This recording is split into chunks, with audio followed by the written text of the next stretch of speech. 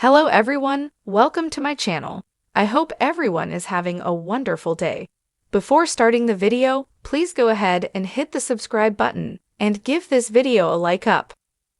Roman Reigns has changed the industry with his career-defining run in WWE as the Tribal Chief.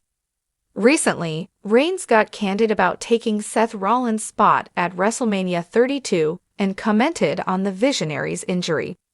In November 2015, Seth Rollins got injured and relinquished the WWE Championship. This allowed management to insert Roman Reigns into the main event scene in the coming months. He later received his crowning moment in the Stanford-based promotion when he defeated Triple H to capture his second World Championship at the grandest stage of them all. In the upcoming A&E Rivals episode, the original Tribal Chief commented on the Visionary's injury, which led to him relinquishing the title. However, the 39-year-old WWE star questioned Rollins' durability and the circumstances in which he got the spot from Seth Rollins. Cody Rhodes became the ultimate babyface of the new era in the Stanford-based promotion when he dethroned Roman Reigns at WrestleMania 40. However, the two megastars are tied in one-on-one contests, as the original Tribal Chief defeated the American Nightmare at WrestleMania 39 in California. Speaking on the Not Some Wrestling podcast, WWE analyst Sam Roberts thinks there's one more match left between the two and would love to see a third match between Rhodes and Reigns in the near future. In the coming weeks, Reigns and Rhodes are slated to headline respective nights of WrestleMania 41 in Las Vegas. It'll be interesting to see if a third encounter ever takes place between the two. Akonch is a WWE news writer in Sportskeeda. After getting hooked on professional wrestling in 2008, watching WWE and TNA, he found himself admiring the work ethic and passion of the wrestlers for their craft, the business, and the industry as a whole. With a postgraduate degree in writing and currently pursuing a master's degree in communication, Akonch's knack for writing and love of pro wrestling eventually led him to SK 7 years ago, before he found a permanent place in the division in 2021, initially writing SEO content and transitioning to news in April 2022. He is committed to producing detailed, factual, and unbiased reports free of opinion, which will resonate with both long-term and newer fans. When not writing about pro wrestling, Akonch is engaged in the dynamic worlds of pop culture, anime, and Fortnite. The night was supposed to be routine. Another episode of Raw is war leading up to SummerSlam. But when Roman Reigns' music hit, and the Tribal Chief stepped into the ring wearing not a blood-red lei or armored vest, but a sharp black suit, no title in hand, no Paul Heyman in sight, the energy shifted. This wasn't a Roman Reigns promo. This was Roman Reigns the man, talking directly to the WWE Universe. Let's talk about it. He took the mic, no theatrics, no pyro, and no entrance line. Just 5 words.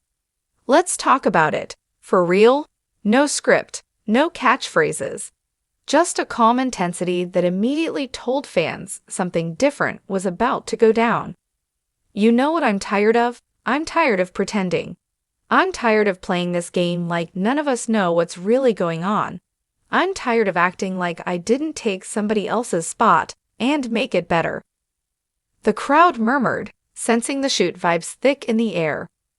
You want to know whose spot I took, whose legacy I stepped into? It wasn't just about John Cena. It wasn't even about The Rock. No, I took The Undertaker's spot. The arena erupted. Roman let the reaction wash over him, his expression solemn, grounded. Let's be real. The Undertaker was the locker room leader for 2 decades. The guy you didn't cross, the measuring stick.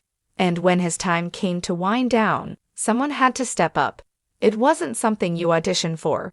You don't raise your hand. You get chosen. He paused, letting that word echo.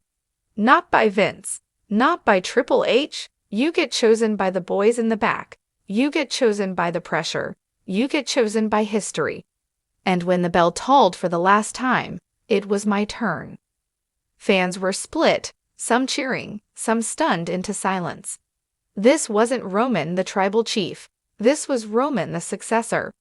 The weight of the throne. People say I was forced down your throats. Maybe, probably, but here's what they don't tell you. I didn't want to take anyone's spot. I just wanted to earn my own. But when the spotlight found me, when I beat The Undertaker at WrestleMania, you think I celebrated?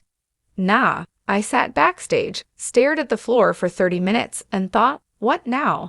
Because when you beat a legend, you don't just win a match. You inherit the responsibility.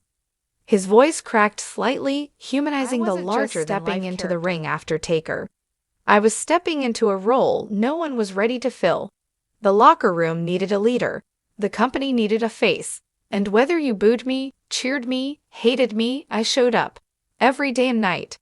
And eventually, I became the head of the table. Respect earned in blood. Roman walked toward the hard cam. You think the bloodline story was about power? About control? Nah, it was about respect.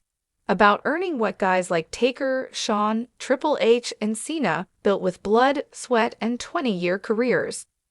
I didn't just take Undertaker's spot. I earned it every night I walked into Gorilla and carried that weight. Through leukemia, through family, through fans chanting, "You suck," when I bled in that ring. You don't become the guy because the company wants you to. You become the guy when the company needs you to. And the moment they needed me, I became undeniable. The crowd had shifted. Now a wave of cheers and Roman chants swept across the arena. No more kayfabe. I'm done pretending. I'm not the tribal chief tonight. I'm not the heel. I'm not the savior. I'm a man who came into this industry with a legacy and a chip on my shoulder the size of Simone Mountain. You want to know what it's like to be Roman Reigns?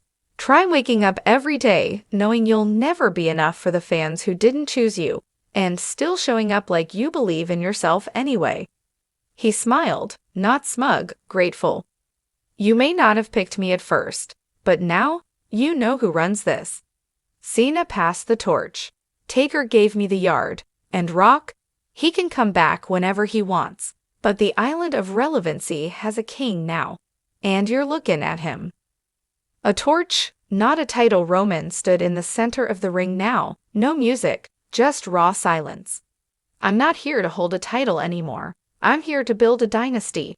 I'm here to make sure that when the next guy walks in and tries to take my spot, he has to be better than me. Just like I had to be better than the men I replaced.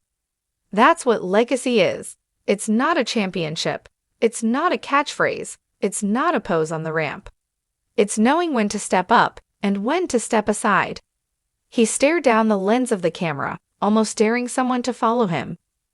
One day, someone will take my spot, and I pray he's strong enough, real enough, respected enough to carry this weight. Until then, I'm still here. Believe that. Exit with honor. He dropped the mic, not with a thud, but gently, respectfully, like lowering a family heirloom. His music didn't play. He just walked out. And the fans stood up, not to boo, not to chant, but to honor. Because for the first time in years, Roman Reigns didn't speak like a character. He spoke like a leader. And maybe, just maybe, he proved he truly was worthy of the spot. Let me know if you want this expanded into a video segment script, social media promo campaign, or even a follow-up response from someone like John Cena or Seth Rollins.